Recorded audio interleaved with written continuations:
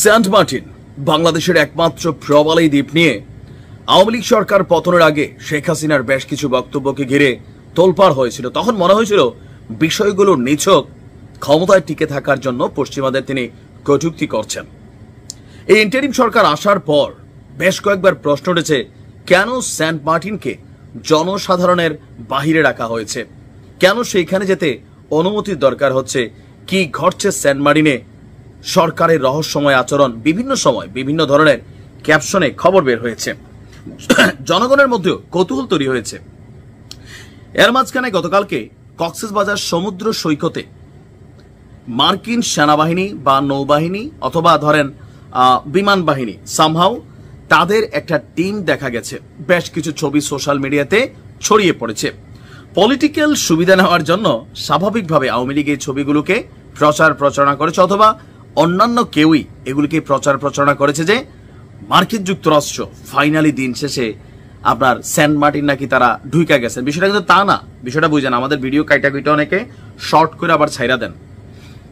আমরা গতকালকে মার্কিন সেনাদের যে উপস্থিতি দেখছি, সাথে আর আপনারা অনেক বাংলাদেশের মানুষ দেখছেন। এরা কারা? মার্কিন সেনারা কেন হঠাৎ করে কক্সবাজারে আসছে? এটা কি কক্সবাজার নাকি এটা সেন্ট মার্টিনের দ্বীপের কোনো অংশ? এটা নিয়েও একটা ধোঁয়াশা আছে। আসুন দেখি প্রকৃত ঘটনা কি, কারণ গুজবকে নিধন করতে হবে। ঘটনার প্রেক্ষাপট হচ্ছে, আপনারা জানেন যে বাংলাদেশ এবং আমেরিকার মধ্যে সামরিক দিক থেকে একটা বিশাল সাপোর্টিং আমেরিকা আমাদের সবসময় করে। আমাদের র্যাবকে প্রশিক্ষণ বলেন, আমাদের সেনাবাহিনীকে প্রশিক্ষণ বলেন, বিভিন্ন ইস্যুতে সহযোগিতা বলেন, গিফট টিফট বলেন, বিভিন্ন সমরাস্ত্র সহযোগিতা বলেন, এটা আমেরিকা করে। এছাড়াও আমাদের দেশের ফায়ার সার্ভিস থেকে শুরু করে বিভিন্ন যারা বাহিনীগুলো আছেন তাদেরকে কিন্তু ট্রেন আপ করেন মার্কিন যুক্তরাষ্ট্রের বিভিন্ন বাহিনী। তেমনি কক্সবাজার সমুদ্র সৈকতে গতকালকে যে ছবি আপনারা দেখেছেন, এটা হচ্ছে ফায়ার সার্ভিস যে কর্মীরা আছে বাংলাদেশের, তাদেরকে প্রশিক্ষণ দিয়েছে যুক্তরাষ্ট্রের সেনা এবং বিমান বাহিনী। প্রশিক্ষণ শুরু হয়েছে শুধু গতকালকে না, এটা 18ই মে। তবে গতকালকে থেকে ছবিগুলো ভাইরাল। গতকালকে বেসিক্যালি এই 21শে মে বুধবার এই যে প্রশিক্ষণটা মার্কিন যুক্তরাষ্ট্র দিয়েছে এটা শেষ হয়েছে। এই প্রশিক্ষণে অংশ নিয়েছে কক্সবাজারের 15 জন কর্মকর্তা এবং অগ্নি নির্বাপন কর্মী, যাদেরকে আমরা ফায়ার ফাইটার বলে থাকি।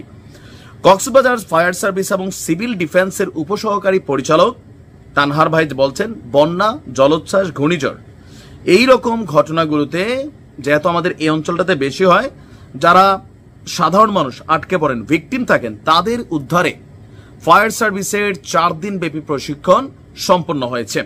কক্সবাজার সমুদ্র সৈকতের প্যারাসেলিং পয়েন্টে এই প্রশিক্ষণ কার্যক্রম সম্পন্ন হয়।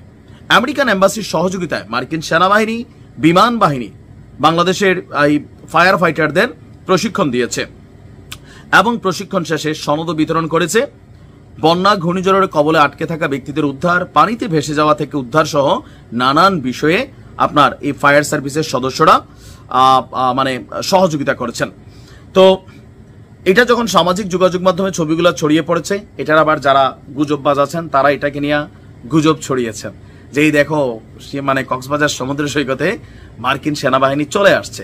ইউনূস সাহেব তলে তলে সেন্ট মার্টিনকে লুকোচক্ষুর আড়ালে রাখা ওইখানে দিয়ে দিচ্ছে। তার মানে এই ধরনের যতগুলো নিউজ দেখছেন, বিভিন্ন ভিডিও ফুটেজ দেখছেন, রাইট নাও এই ধরনের কোনো কিছুই না।